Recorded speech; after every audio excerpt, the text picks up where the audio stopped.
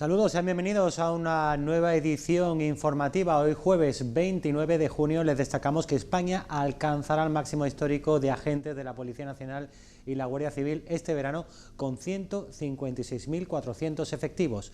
De estos, más de 2.700 estarán destinados en la provincia de Málaga. Así lo ha anunciado el ministro del Interior, Fernando Grande Marlaska, durante la presentación del despliegue de las fuerzas y cuerpos de seguridad del Estado diseñada para la Operación Verano 2023. Con la incorporación en estos días a sus correspondientes comisarías de destino de los alumnos de la nueva promoción de policías nacionales, el cuerpo crece hasta los más de 74.400 efectivos. Con respecto a la Guardia Civil, los recién graduados llegarán a sus cuarteles a partir del próximo 3 de julio. Estas incorporaciones permitirán reforzar el despliegue de seguridad para este verano con el objetivo de proporcionar protección a todos los ciudadanos que acudan o se muevan por España para disfrutar del periodo vacacional, así como a todas las actividades ligadas al turismo. Vuestro despliegue se completará con las medidas contempladas en el Plan Turismo Seguro, lo que nos permitirá disponer del mejor operativo posible para prevenir la actividad delictiva de la que puedan ser víctimas los ciudadanos nacionales o extranjeros en sus desplazamientos y estancias en los distintos enclaves turísticos de nuestro país. Con esta operación se presta especial atención al sector turístico, uno de los más importantes de la actividad económica española. Además, se pretende potenciar la imagen de España como un destino seguro que ofrece un entorno de tranquilidad y confianza para aquellos que eligen este país para su descanso. Y el ministro del Interior ha aprovechado para criticar la actitud del líder de los populares, de Alberto Feijóo, por tardar tanto en dar a conocer su rendimiento económico. Para Grande Marlaska es el principio de la necesaria transparencia y publicidad, y señala que tener un sobresueldo de 4.000 euros al mes, como el de Feijóo, no es lo más común para un ciudadano. Además, apostilla que, bajo su punto de vista, aún le queda por dar a conocer algún que otro dato sobre la economía al líder popular. Es el principio de la necesaria transparencia y publicidad. No sé por qué hay tanto problema. Al señor Feijóo le ha costado mucho, quiere decir, dar a conocer los rendimientos. La verdad es que tener un sobresueldo de 4.000 euros al mes, pues yo creo que pocos españoles pueden decir que tengan ese sobresueldo. Grande Marlaska también ha informado de cómo se va a llevar a cabo el dispositivo de seguridad el próximo 23 de julio, fecha de las elecciones generales, y el control que habrá en los colegios electorales. El dispositivo cuenta con 3 fases. He dictado una instrucción con el fin de garantizar la seguridad física y también la seguridad digital, vamos a decir, de las tecnologías de la información y la comunicación, y también, y dentro de esa instrucción está la seguridad en el marco de los colegios electorales, por supuesto, con 3 fases que son una fase previa, una de alerta y la fase crítica, que eso ya es el día de las elecciones, del proceso electoral. El IPC cae por debajo del 2% por primera vez desde marzo del año 2021. Eso sí, la inflación subyacente, que es la que más nota el consumidor, sigue en torno al 6%. Es la primera vez en 2 años que la tasa de inflación tiene un valor tan bajo. En junio los precios se moderaron hasta el 1,9% según los datos adelantados por el INE, una tasa casi 1,5 puntos inferior a la de mayo y que confirma que los precios están conteniéndose gracias a la caída de los precios de los carburantes, la electricidad y los alimentos, que aumentaron algo menos que en junio del pasado año. La cara menos amable de la moneda sigue siendo la inflación subyacente, el indicador que descuenta del cálculo de los precios de la energía y determinados alimentos no elaborados para reflejar hasta qué punto la enfermedad inflacionaria se ha extendido por los distintos sectores económicos. El IPC subyacente se situaba en junio todavía en el 5,9%, una lectura apenas 2 décimas menor que la registrada en mayo y que sigue todavía muy lejos de los niveles anteriores a la crisis. Además, hay que recordar que la inflación subyacente es la que más nota el consumidor, pues los productos que forman este indicador suponen más del 80% de la cesta de consumo de los hogares españoles. Eso sí, la desaceleración del IPC al 1,9% tiene un componente simbólico simbólico muy importante, y es que la inflación vuelve a estar por debajo de los umbrales máximos permitidos por el Banco Central Europeo por primera vez en más de 2 años. La mala noticia es que, según los expertos, el IPC anual volverá a repuntar al 3,5% en septiembre e iniciará una nueva senda al alza que lo llevará hasta el 5% en diciembre de este año. Los candidatos al Congreso y Senado del Partido Socialista han sacado pecho de la gestión económica de Pedro Sánchez en este contexto de crisis. María Ramírez y Rafael Granados preguntan al PP si van a derogar la reforma laboral y la subida de las pensiones. En plena calle, el PSOE ha defendido su gestión económica en el Gobierno de España y las consecuencias positivas derivadas de la reforma laboral impulsada por el Ejecutivo. Afirman que 1 de cada 2 contratos que se firman en la provincia de Málaga es indefinido. Además, España tiene la tasa de inflación más baja de Europa con un 1,9%. Para el PSOE, los populares mienten en materia económica, ya que nuestro país es de los que más ha crecido económicamente a nivel europeo.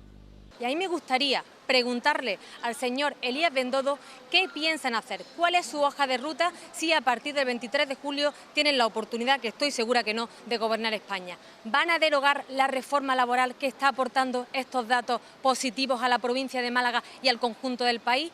Yo creo que estamos en un momento muy importante para que la gente, para que la ciudadanía, para que los malagueños y malagueñas reflexionen, piensen, aparten esa oscuridad, esa campaña cenizo del Partido Popular.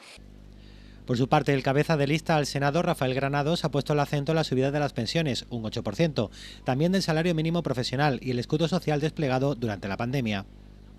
Pretende quitar el 8,5% de las pensiones a los pensionistas, que ha supuesto más de 1.000 euros, y bajarlo otra vez al 0,25%.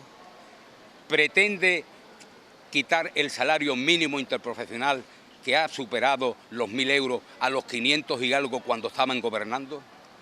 En las pensiones no contributivas, que se ha subido un 15%, ¿qué pretende? ¿Llegar otra vez a ese 400 y pico euros?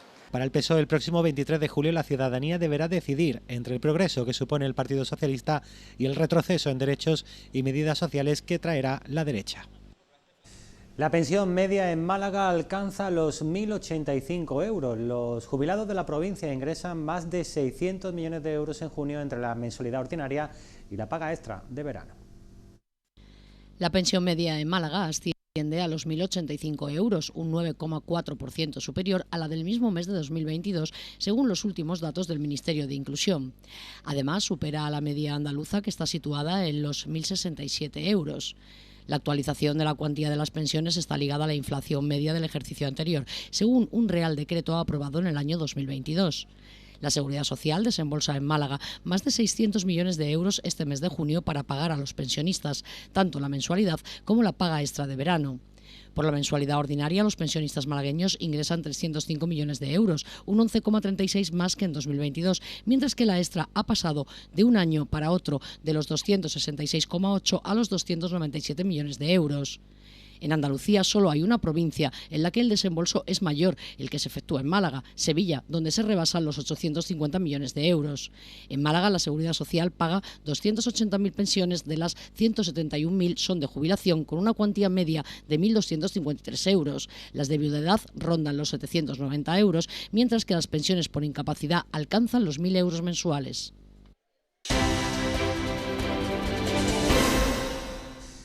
Málaga tiene a 19 personas hospitalizadas por COVID, aunque ninguna está ingresada en la UCI. Andalucía baja a 106 ingresos, con 33 muertes en 2 semanas, y su tasa de mayores de 60 es del 30,5. Andalucía ha sumado en las últimas 2 semanas un total de 1.262 nuevos casos de coronavirus, elevando a 1.655.600 la cifra total de contagios desde el inicio de la pandemia. Por su parte, la cifra de fallecidos ha aumentado en 33 hasta alcanzar los 16.304. La buena noticia es que ha bajado el número de hospitalizados, en este caso en 60, situándose en 106. De igual manera, ha bajado el número de ingresados en la UCI, que se sitúa en 9. En cuanto a los datos de los hospitalizados por provincias, Jaén está a la cabeza con 20, de los que 2 están en la UCI, seguida de Málaga y Granada con 19 cada una de ellas, pero mientras que en la primera no hay ingresados en UCI, en la segunda hay 2. Respecto a la incidencia media actual de contagios en Andalucía en los últimos 14 días en personas mayores de 60 años, sigue en la senda descendente. Concretamente se sitúa en 30,5 por cada 100.000 habitantes, 5 puntos porcentuales menos que hace 15 días. Una investigación española pionera a nivel mundial sobre cáncer de pulmón eleva un 20% la supervivencia y beneficiará a 6.000 pacientes al año en España. Los resultados de este estudio realizado por el Grupo Español de Cáncer de Pulmón refrendan el gran beneficio de la quimioinmunoterapia con nivolumab antes de operar los tumores de pulmón en estadios 3. Este estudio español ha abierto la puerta a un cambio global en el tratamiento de los pacientes con cáncer de pulmón precoz. Estados Unidos realizó una aprobación rápida para que este esquema de tratamiento esté disponible en centros hospitalarios norteamericanos y esperan que llegue este mismo año a Europa también. En la actualidad, solo un 30% de estos pacientes sobreviven a 5 años. Con el nuevo esquema, este porcentaje podría alcanzar al 70%. Los investigadores aseguran que más de 6.000 pacientes pueden beneficiarse de mejoras en la respuesta al tratamiento y la supervivencia cada año en España. Los datos del estudio denominado NADIM-2 abren la puerta a aumentar el porcentaje de pacientes que logran una remisión completa de su tumor a largo plazo. En este sentido, la investigación apunta que un 36,8% de los pacientes logran una reducción completa del tumor, frente al 7% que lo hace con el enfoque tradicional de aplicar el tratamiento tras la cirugía. También es muy clara la mejora en supervivencia, un 20% superior, ya que con el brazo experimental un 85% de los pacientes están vivos a los 2 años frente al 63% que lo hace con el enfoque tradicional. Los sueldos de los concejales en el Ayuntamiento malagueño subirán un 7%, con De la Torre a la cabeza, que cobrará 87.325 euros mensuales. El tope de asesores del alcalde se ampliará oficialmente a 51 cargos de confianza. Los salarios de los ediles se revisarán aplicando la inflación acumulada del 7%, fijando el sueldo del alcalde en 87.325 euros anuales, la portavoz de Gobierno local, Elisa Pérez de Siles, en 78.592 euros, el portavoz adjunto 77.404 euros y los tenientes de alcalde 74.226 euros, mientras que los concejales del equipo de gobierno rasos tendrán un sueldo de 69.860 euros. En cuanto a los grupos de la oposición, los portavoces de PSOE, Daniel Pérez, Vox, Antonio Alcázar y con Málaga, Toni Morillas, cobrarán 74.226 euros. Los concejales de estas formaciones recibirán 62.874, una cantidad que puede variar según la dedicación que tengan. Cada grupo político tendrá una financiación de 22.000 euros mensuales, de los cuales 15.000 tienen que dedicarse a la contratación de personal. Además, recibirán una aportación de 1.000 euros por cada concejal. En este mandato se ampliará oficialmente a 51 el tope de cargos de confianza que podrá nombrar Francisco de la Torre, lo que supone 17 cargos eventuales más que hasta ahora. En cuanto a las retribuciones, hay 7 tipos de asesores y cobrarán en función de la dificultad técnica de su tarea, de su titulación y del sector que se trate. La horquilla de monumentos irá de los 70.000 euros anuales a los 40.000. El acuerdo de los grupos municipales se materializará este jueves en el Pleno de Organización, donde se ratifica el documento que mantiene las comisiones de Pleno, en las que el PP tiene mayoría absoluta, el número de mociones ordinarias y urgentes, y que los plenos seguirán celebrándose el último jueves de cada mes, excluido agosto.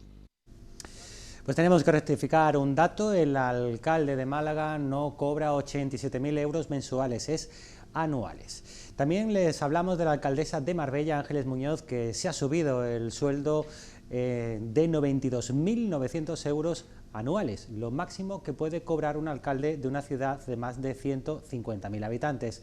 Hace apenas 11 días Muñoz afirmaba durante su investidura que era el momento de comprender la política bajo el interés general, con grandeza de miras y con responsabilidad de servicio público, y con esta decisión Muñoz pasa a convertirse en una de las figuras de la política mejor pagadas, incluso por encima del presidente del gobierno, Pedro Sánchez, cuyo salario alcanza los 90.010 euros al año, y muy por encima del que percibe el presidente de la Junta de Andalucía, Juanma Moreno Bonilla, en torno a los 70.000 euros. Muñoz, que deja su cargo como senadora del PP por Málaga, justifica estas cifras con lo marcado en los presupuestos generales del Estado y el régimen retributivo y proporcional de la Diputación, así como el hecho de que Marbella sea una gran ciudad y su número de habitantes.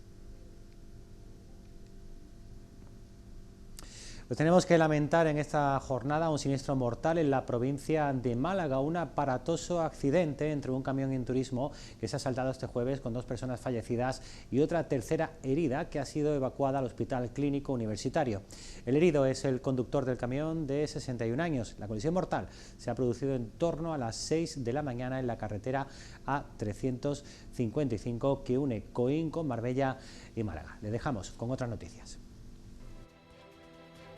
El Ayuntamiento de Málaga ha sido distinguido por el Gobierno central por su implicación en la acogida de refugiados ucranianos y colaboración para desplegar el CREAD ubicado en el Palacio de Ferias.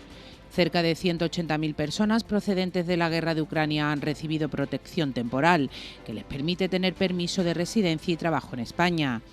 De ellas, casi 18.000 están de alta en la Seguridad Social. El Costa del Sol de Marbella, reconocido como hospital universitario tras cumplir con los más altos estándares de la calidad asistencial, docente e investigador. El centro sanitario de la localidad costasoleña, con 90 publicaciones anuales de alto impacto científico, se une así en su condición de universitario al Hospital Universitario Virgen de la Victoria y al Hospital Universitario Regional de Málaga. Málaga registra en mayo un 89% de grado de ocupación hotelera, el más alto entre las grandes ciudades por segundo mes consecutivo. Según los datos publicados en la encuesta de ocupación hotelera del Instituto Nacional de Estadística, la ciudad roza las 300.000 pernoctaciones, 2/3 de ellas efectuadas por viajeros hoteleros internacionales.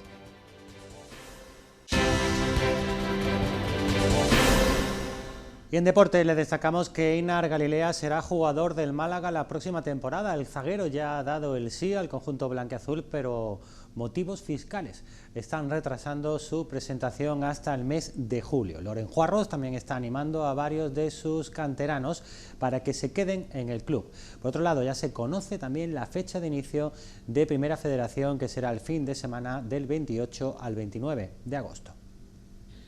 Einar Galilea ya es del Málaga. Motivos fiscales están retrasando la imagen del vitoriano entrando a la Rosaleda, pero ya ha dado el sí al club blanquiazul y la semana que viene firmará. El central vasco llega como agente libre desde el NK Istra de Croacia, en el que ha estado 5 temporadas y llegó a ser capitán. El objetivo de Loren Juarros es seguir incorporando a jugadores de puestos claves, y lo cierto es que el Málaga no anda sobrado en cuanto a centrales. El cuadro malaguista busca también músculo y veteranía. El Málaga está en una situación delicada tras el descenso, porque le costará convencer a sus jugadores de que no se vayan. De momento, Loren Juarros trata de convencer a 2 canteranos, Juan de y Ramón, para que se queden, argumentando que lo mejor para sus carreras es que continúen. De la misma forma, ya ha hablado con Genaro para que no ponga rumbo a otros destinos y en cambio le ha comunicado a Manolo Reina que no vestirá de blanquiazul el próximo año. Todo el contexto del Málaga está marcado también en buena medida tras el anuncio de la Real Federación Española de Fútbol este martes de que los grupos de la categoría se dividirán en norte y sur, un alivio kilométrico para el club, que como muy lejos tendrá que viajar a Castellón, olvidándose de visitar regiones del mar Cantábrico.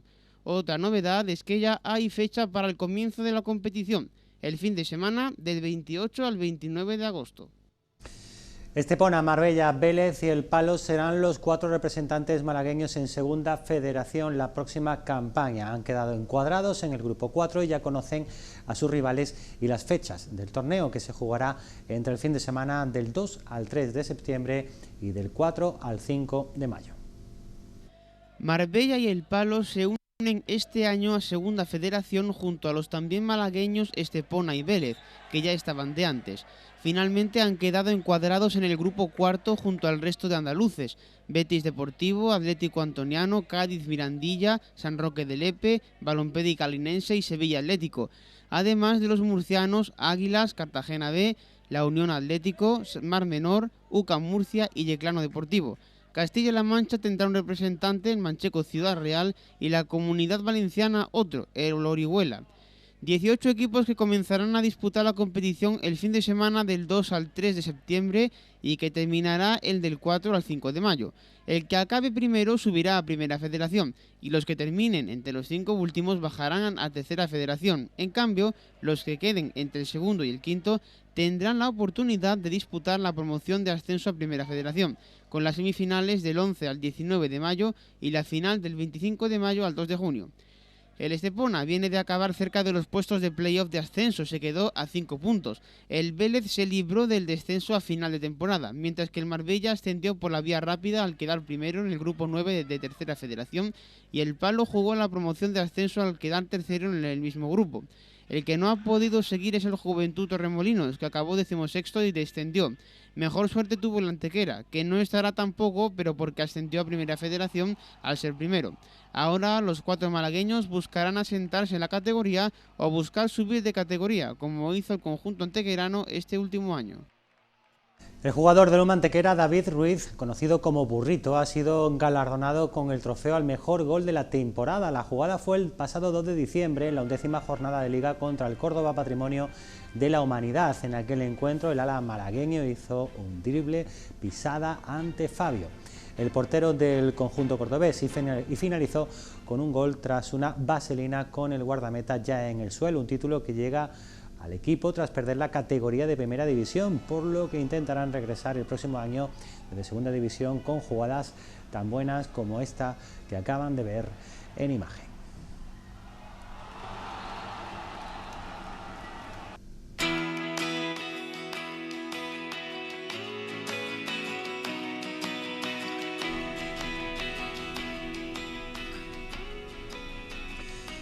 Pues aquí tienen la previsión meteorológica para este jueves 29 de junio. Como ven, buen tiempo, prácticamente despejado en toda la provincia, aunque el calor se nota y bastante en esta jornada de jueves. La máxima está en torno a los 39 grados y la mínima por las noches, que no baja, de 22.